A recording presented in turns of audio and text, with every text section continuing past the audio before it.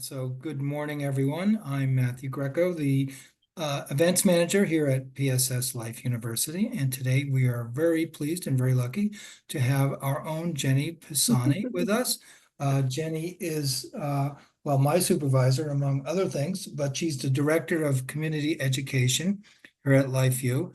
And Jenny's also a Peace Corps veteran, and she's going to talk about her experiences and opportunities for older adults. If you have any comments or questions, just put them into the chat, and Jenny will, answer those as she goes along. And with that, I'll hand it over to Jenny.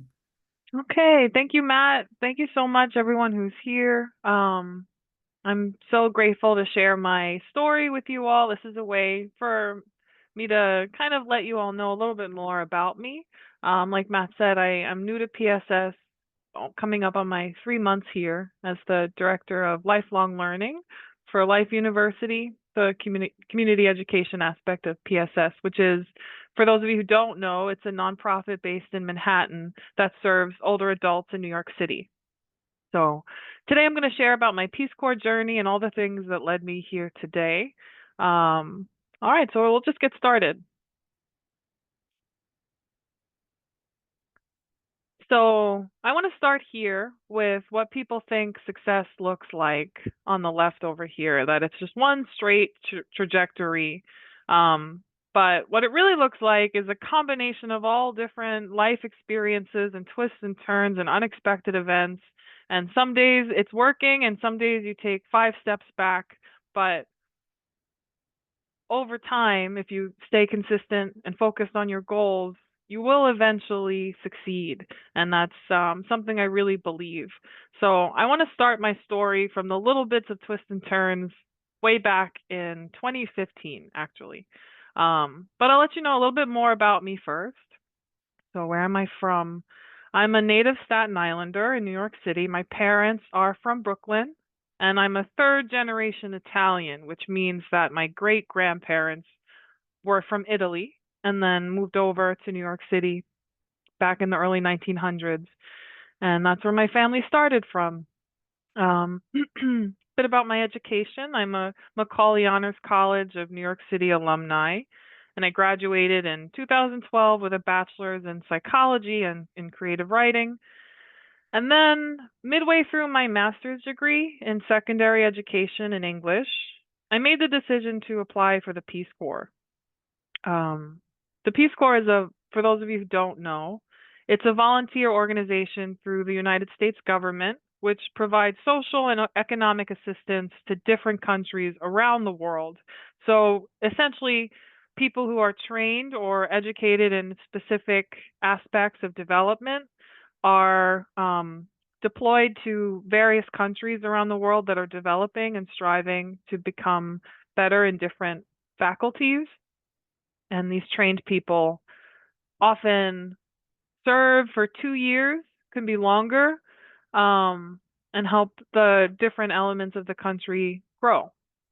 So I want to give you a little bit of a background in the application process for those of you who don't know.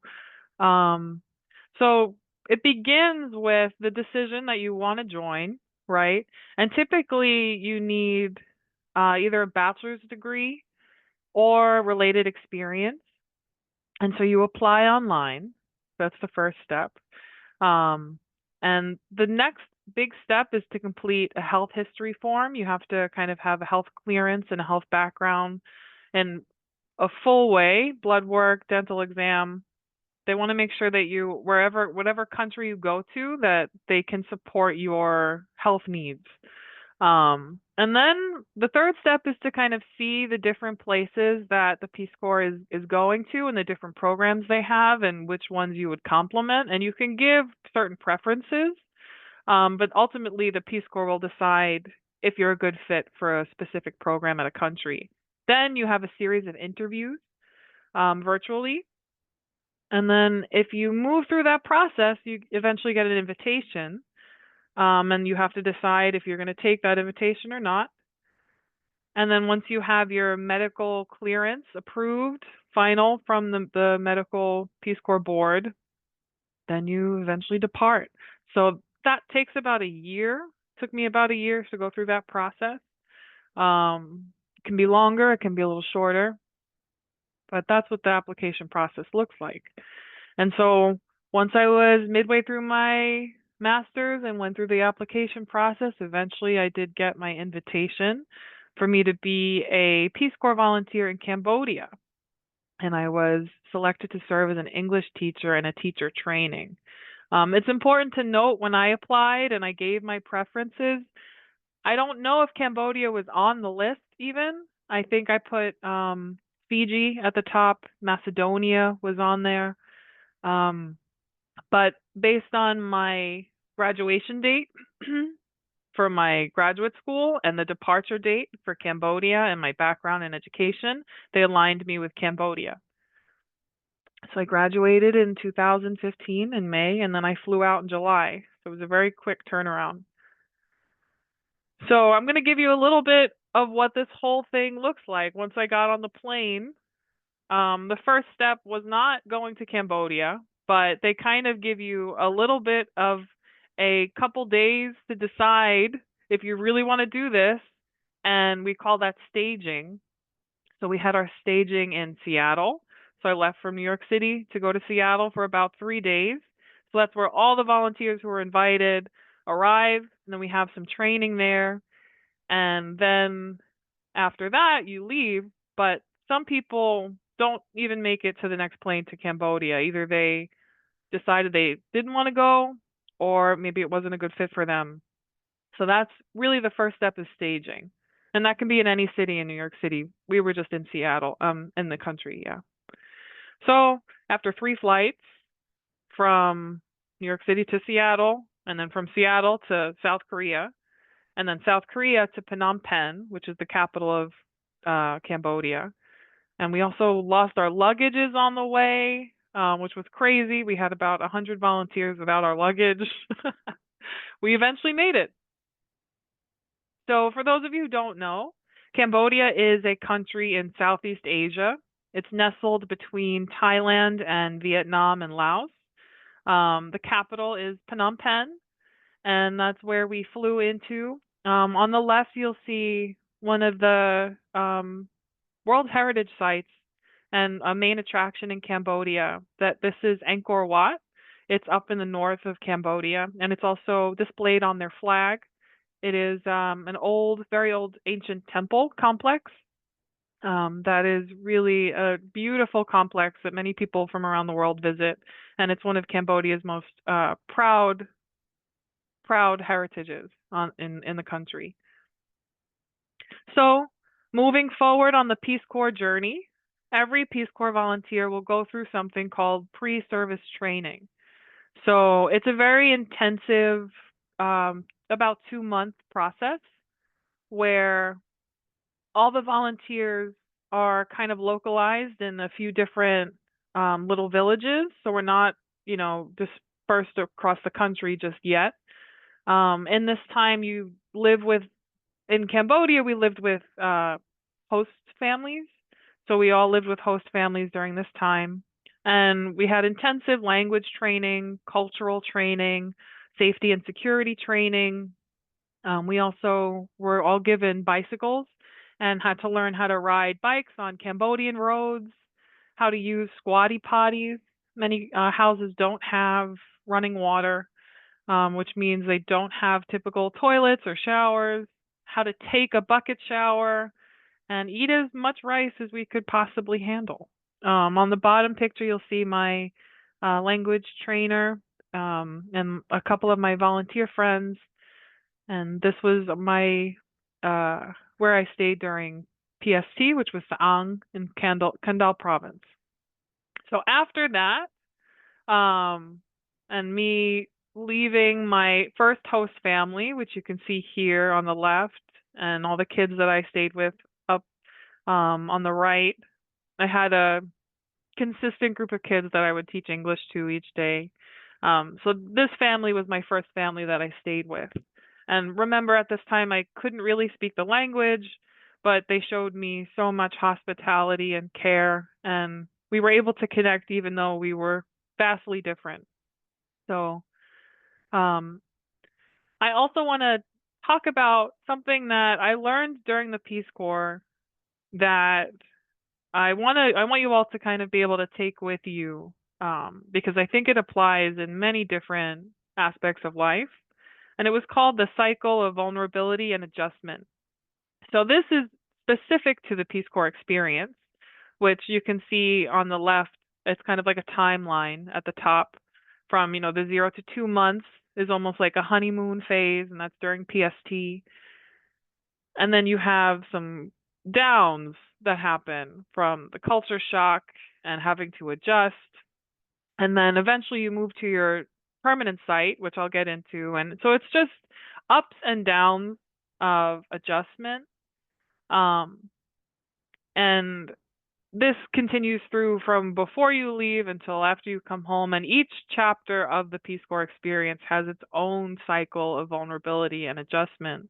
But I believe that this is applicable to all the different transitions of life that we go through. Especially, I felt like this was applicable for our older adults coming in from PSS and the transitions of life that we may go through as we get older and have to start adapting into new experiences of our lives, whether that's our physical bodies, our finances, grief, or just all the different things that can come with life. Um, Sometimes it is great.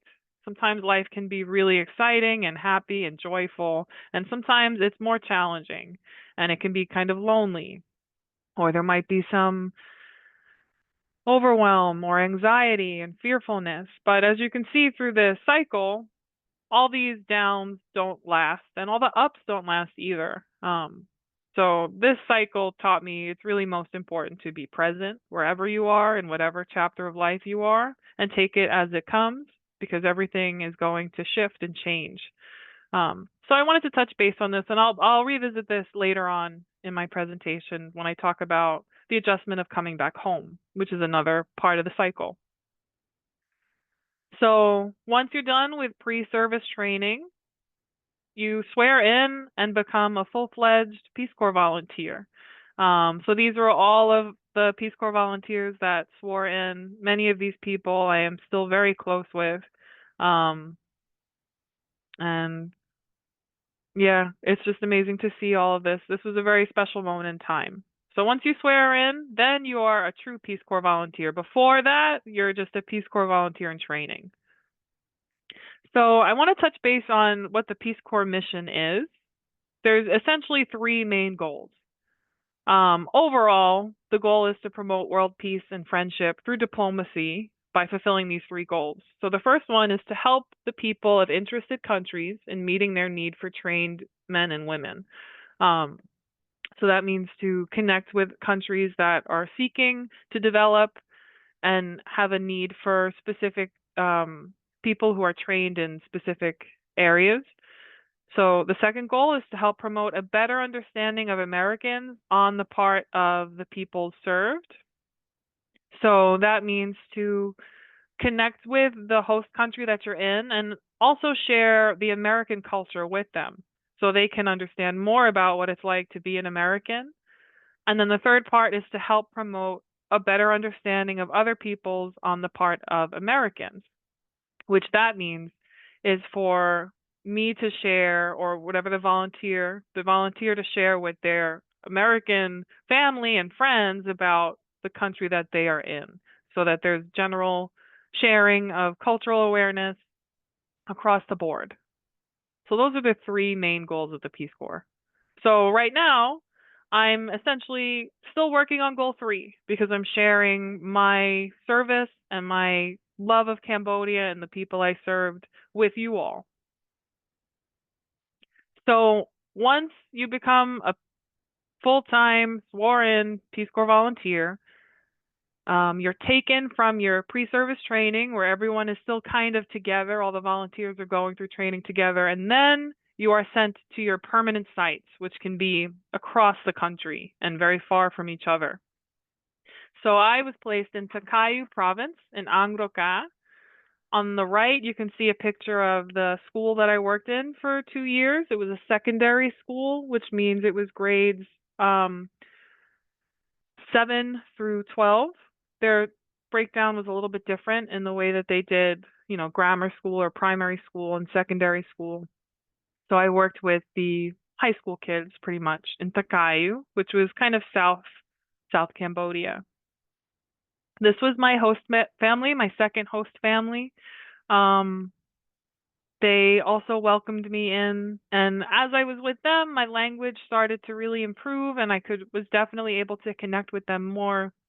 But they also showed me extreme compassion and grace and took care of me. My host mom, who to the left of me, she fed me every night, cooked dinner every night, and my host dad to the right of me, um, he took great care to make sure that I was safe and comfortable in the house. And then the rest of them are all my siblings, my host siblings.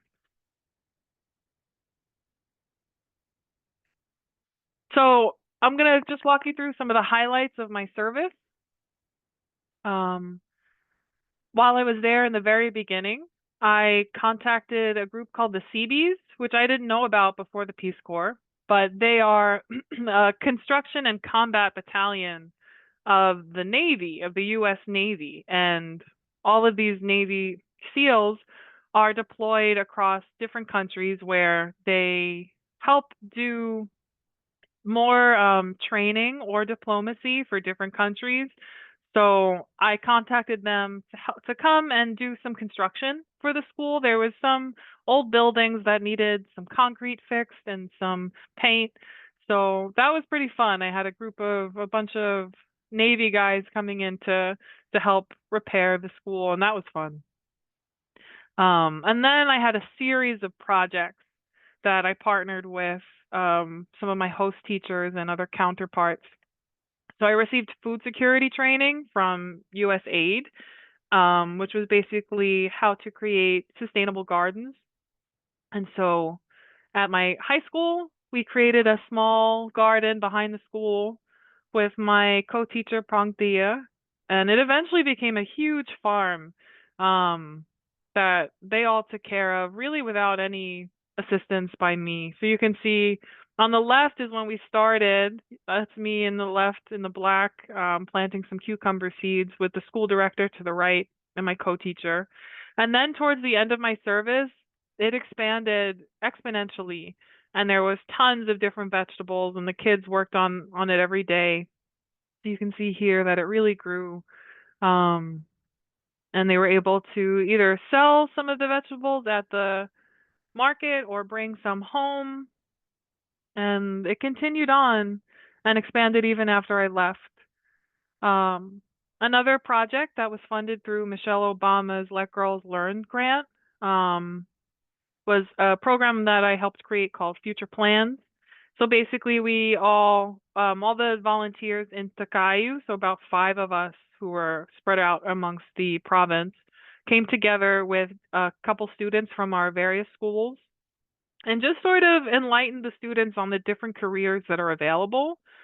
Because sometimes, especially in the provinces, students come from simple families of farmers and don't really know about opportunities that exist out in the world, that they can be more than what their family was. So we basically connected them with different professionals, artists, doctors, different teachers, um, to basically introduce themselves to the kids and show them different professional opportunities that are available.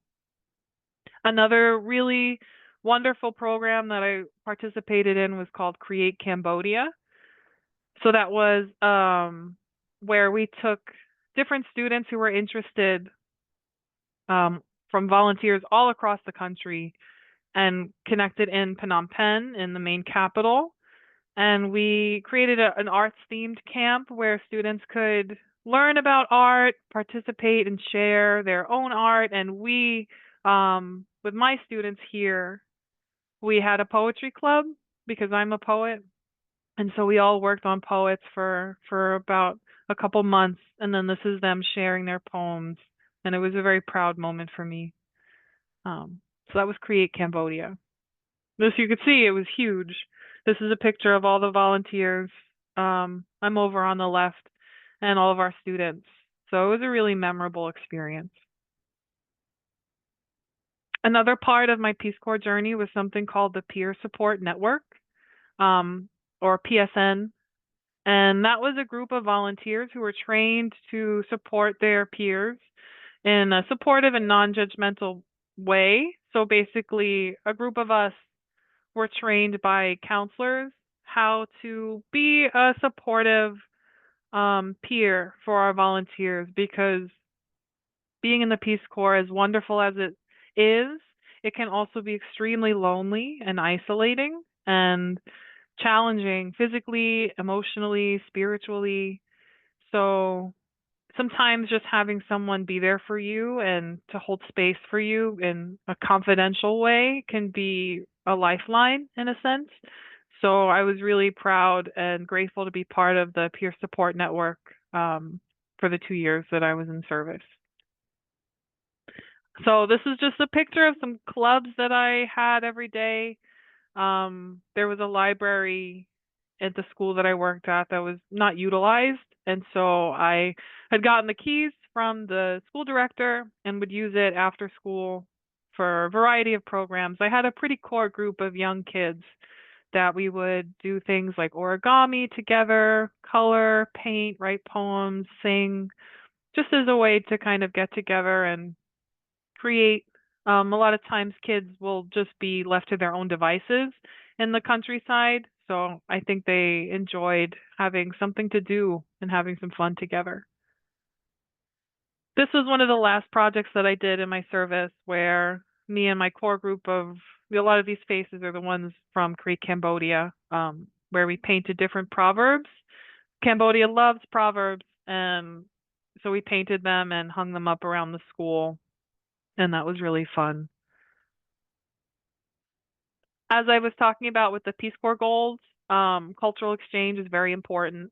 So here you can see one of my host sisters got married, and I was able to be part of the wedding, and that was a really fun experience. And you can see their wedding outfits are very different, and they have many different kind of practices, and I was very humbled and grateful to be part of that to learn. So, like I talked about, the third goal is to share for the Americans to share their experience with other Americans. And so when my friends visited me, that was part of my third goal. On the left, you can see my friend Dave. We went to Angkor Wat. And on the right, my best friend Ashley came to visit me and stay with me and my host family. So that was a lot of fun. So you could see I had a lot of different projects and clubs, but my days were truly just spent hanging around with people and connecting with all of these people. These are mostly I would refer to myself as a market kid because I would hang out in the market nearby like all day. So a lot of these people you see here are just sellers that I would talk to and hang out with, and they became very close friends of mine. And you could see we really genuinely cared about each other. And they made my days a lot brighter.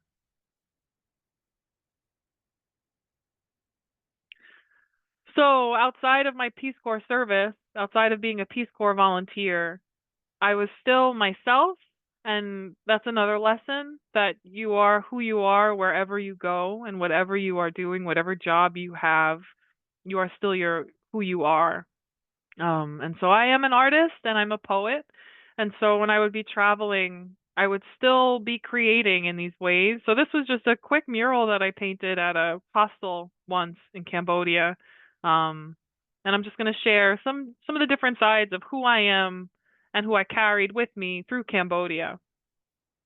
Um, After the 2 years, this was a smaller group compared to that larger group you could see from the beginning. We COS, which means close of service. So all of us endured a lot of challenges, and I think it was a very proud moment for us to make it.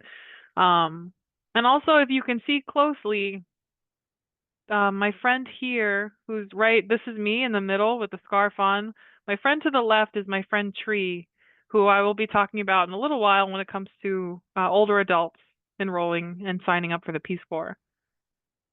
Um, so yeah, after my 2 years in Cambodia as a Peace Corps volunteer, I returned home for about a week or two. I hadn't seen my family in the 2 years. And then I flew right back and started working as an English lecturer at the University of Putasastra, which I believe one of my old colleagues is with us on the call. Hi, Dave.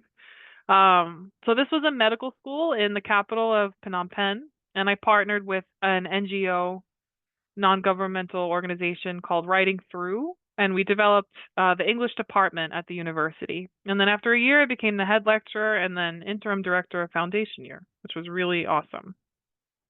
These are some of my medical students. They were pharmacy students, nursing, doctors, dentists, and I worked with the students who were on the lower end of English speaking capacity, because I was able to speak their language. So um, a lot of these students were also from the countryside, which is why I was able to really get along well. Yeah, we had a lot of pizza parties. Um, so like I was mentioning, you are who you are wherever you go. Before I left Cambodia, because I stayed for an additional 2 years at the medical university, so I was there for about 4 years. Um, Before leaving Cambodia, I put my first book together. Like I mentioned, I'm a poet, and so I was able to collect my poems that I've written and printed the books there and had a book launch event in the capital with some local artists and friends of mine, and that was a really awesome experience. And then I said goodbye. This is a picture that my hostat had hung. And then that was my phone number that he wrote in chalk under the deck. And me saying goodbye to my students. It was truly one of the most difficult experiences. Um, and like I mentioned, the cycle of vulnerability and adjustment, although it was an amazing time, and as you can see, the longer upspans are as you adjust. So the longer I was there, the more I was able to speak the language, the more friends I had made, and the more it became normal for me to live in Cambodia. And then returning home, it's another kind of heartbreak to say goodbye to all these people that I connected with and became friends with. But on the flip side of that, I was so excited to be home with my family again and to return back to New York, and and so there was that side of things. Um but yeah, and I think I've been enduring that adjustment still. Um it doesn't quite ever end. So after returning home in 2019, I was working as a teaching artist with a nonprofit called Illuminart Productions based on Staten Island, and then I became the director of education there, and I worked there until 2024 of August when I joined PSS as the director of lifelong learning, and I'm very happy to be here. So now I want to talk about, how old is too old to join the Peace Corps? Some people think about it their whole lives and think it's this inaccessible dream, but there actually is no upper age limit for Peace Corps volunteers. Um, Technically, you do have to be an American citizen, and you do have to be able to sustain your health in whatever country you are in. Now, the Peace Corps can and does provide medications, health checkups, and support volunteers in their health journey wherever they are. Um, and you do have to have experience and or training that is applicable to whatever program you're serving in. But beyond that, I believe that about 3% of people over the age of 50 account for the total volunteers. And although that's a small number, they actually have a huge impact because typically older adults have a wealth of wisdom that they are able to share. And I know in Cambodia, one of my closest friends, Tree, who I'm interested in maybe inviting her to do a presentation in the future. She was 65 when she served, and she did the 2 years with me, and she was about 10 kilometers or about 15ish miles away from where I lived, so we connected a lot. And she did it, and she was on the bikes with us, and she taught. So there is no upper age limit, and it's definitely possible to join the Peace Corps as an older adult and make a huge impact on the community that you serve. So, returning to what success kind of looks like, um, I'm not really sure where I am on this line right now, but I'm quite certain that the Peace Corps has changed me forever and has definitely set me off on a trajectory that maybe I didn't plan for, but I'm very happy to be here. And I encourage everyone to think about if they can't join the Peace Corps, then that's totally fine. But how can you serve the community that you are in? And I think that's one of my greatest takeaways from my experience is to always be of service. Um, and sometimes that really just means impacting the community that you are in, your family, your friends, being able to offer whatever God given gifts you have been given to share that with the world around you. Um, so that's pretty much my presentation. I'm going to open it up now for any questions people may have. This was a monk that I was very close to and one of my favorite villages. Um, so let's see. I think I saw some chat. Okay. If there's any questions, please feel free to write in the chat or raise a hand. Let me know. Well, Jenny, thank you very much. I have a few questions to get us started. That was Sure. really interesting. Um, the most important question, how was the pizza? Awful. Really not good at all. However, the the main the way to get as a New York Italian is to get like a decent pizza. Thankfully, in Cambodia there was a lot of international people and expats, so there were certainly some Italians who were there and they were slinging some good pizza.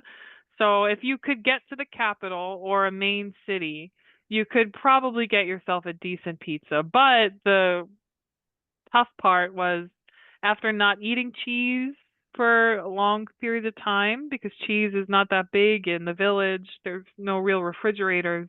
You kind of lose your tolerance for dairy. So, although you may eat a good pizza, you will probably pay for it later. Interesting.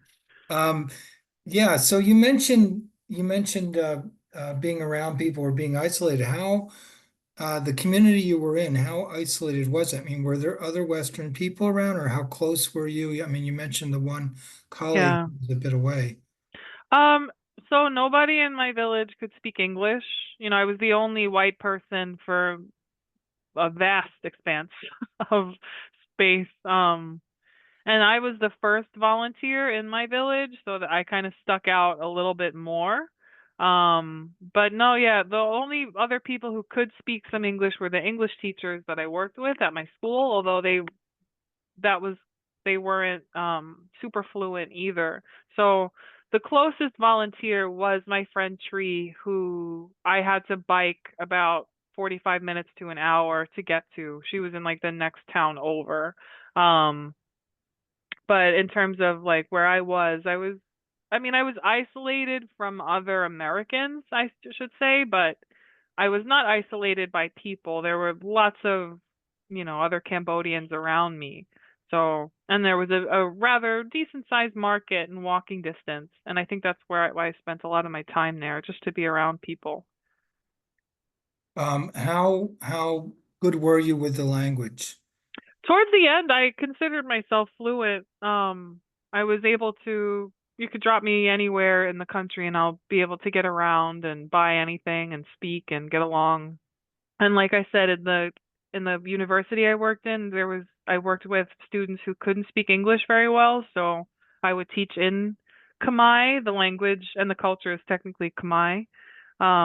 Since then, I think I've definitely lost some of my language skill because I don't use it every day. Sometimes I still listen to Cambodian music, or when I meet up with old Peace Corps friends, we'll talk in Khmer. But towards the end, I was pretty fluent. I studied how to read a little bit. The characters are very different, but I could speak pretty well. I think I placed intermediate when the Peace Corps kind of tests you in your language, so I was intermediate. Is Khmer closer to Thai or Lao or Vietnamese? Um, so it's interesting. I think it might be closer to Vietnamese, but it's still very different. Thai is a tonal language, so depending on the tone in which they say something, it could mean something different. Cambodian is not tonal, but it's still very nasally. And sometimes when like Vietnamese and Khmer and Cambodian people can kind of understand each other, similar to like how if you were in Italy, if an Italian went to Spain, they might be able to kind of get some understanding. Yes. Yeah. Depending on the person, some good. I see Dave Spencer has raised his hand. Oh, Dave. You can allow him to talk if you, Yeah.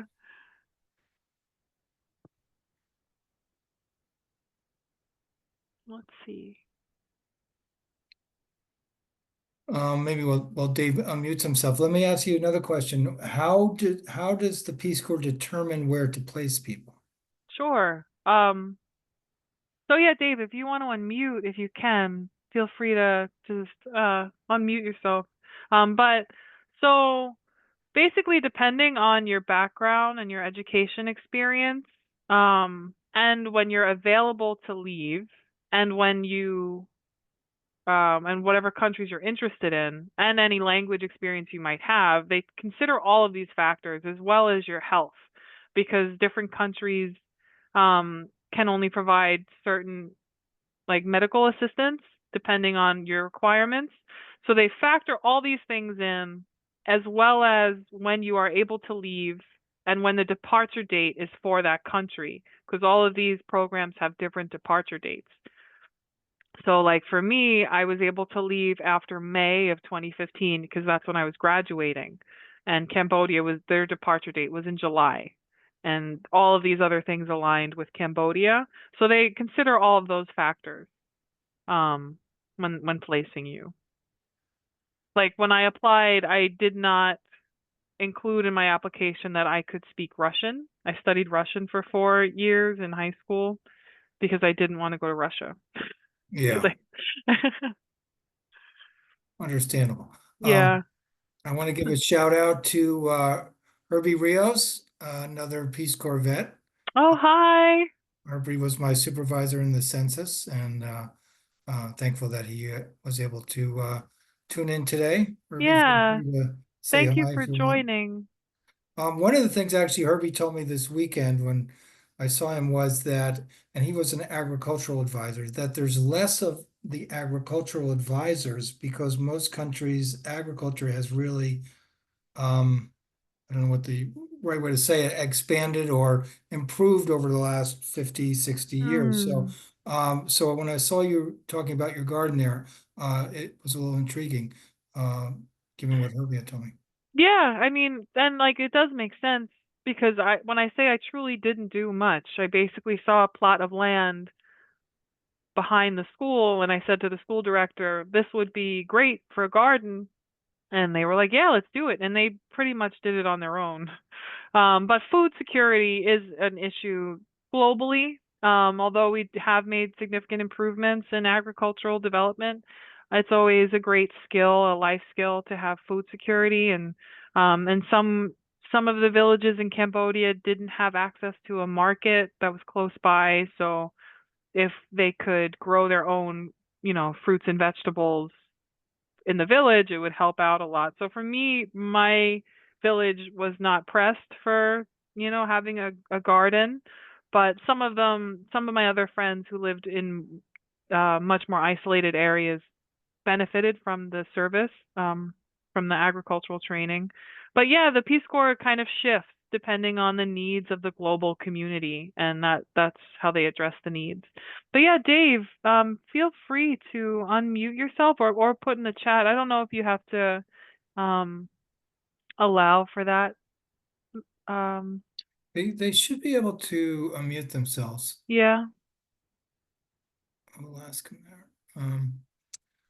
Um, so what are, Oh, Can I you think we hear me got now? Can yes, you hear me? Dave. Okay, Jenny, Hi. great to see you. So, do Yeah. you find yourself thinking about maybe returning to Cambodia one day? Yeah, all the time, all the time. I'm sure you know how it's such a specific kind of place and I miss it so much. And so when I came home, like Dave, he was with me there, so he understands, but I came home right before the pandemic started.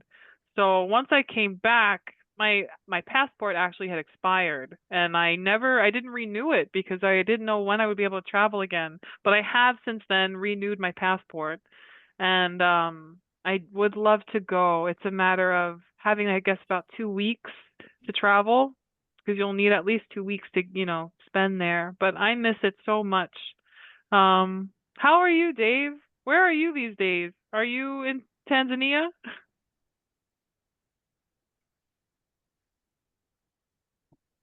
I don't know. Yes, I'm still Okay. in Tanzania. Yeah, Okay. yeah, but I Please. went back, I went back for like 18 months. Yes, I remember seeing that. I remember Yeah, seeing that. yeah. I miss it. I think it's the most accessible Asian country I've ever been to. I'm pretty sure of that. And I miss the people. Same. Same. I think you understand this of how when you work around the world, you kind of make homes in these different places and you carry those homes with you wherever you go. And for me, Cambodia is definitely a second home, and I will miss it until I can go back there if only for a visit. I'll definitely be back someday. That's great. That's Yeah, great. Take care. please give my best to Victoria and to Dylan. I miss you all very much. I will. I will. Thank I you, will. Dave. It was good to hear your voice. You're welcome. so Jenny, actually, I was thinking too, when you talk about being the only English person, what did you have internet connections? Were you able at least to be online with your friends and so forth, family? Yeah, so Wi-Fi wasn't very accessible in the village. There wasn't there was maybe like one place that had some spotty Wi-Fi, but typically I would want to bike to the next town over to a coffee shop and get some Wi-Fi there. But everyone had smartphones and you can get like data plans. So I would have like some data that definitely would reach into the village and I could, text my family on WhatsApp, have some phone calls over, different apps. So I wasn't completely isolated. Sometimes the power would go out or the cell service would go down. Um, but as long as I was able to buy data and your phone worked, then you could connect. Yeah. So I guess that's a little bit different experience, I guess, from people that were doing the Peace Corps 50 years ago. Definitely. I think that was a very different time. That was probably more like the Wild West. Um, Okay, very good. Well, those are most of the questions I have.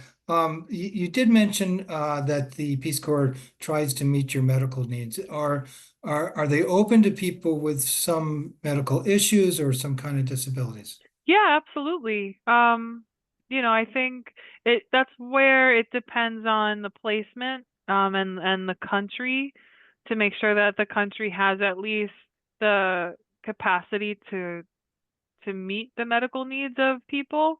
But yeah, I think, even if you are on certain medications or maybe aren't able to move in specific ways, it's still very possible for you to serve. It just depends on your experience and the country they would match you to. But I had incredible medical attention in Cambodia with wonderful doctors. There were a couple times I had to go into the emergency room in the main capital city, and I had great care. Um, so it really does depend. on what your needs are and what the country can provide. But the Peace Corps does its best to try to match you and be as accessible as possible. Good to know. Well, that certainly opens it up to more potential volunteers. Well, thank you very much. Unless Dave or Herbie have any other questions or comments, they're welcome to make them. We'll leave it at that. We really appreciate it, Jenny.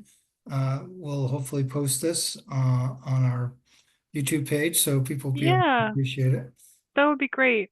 Thank you so much, Matt. Thank you, Dave and Alberto, for joining. It was wonderful to share this time with you. Thank you again. All right, until next time, thank you very much.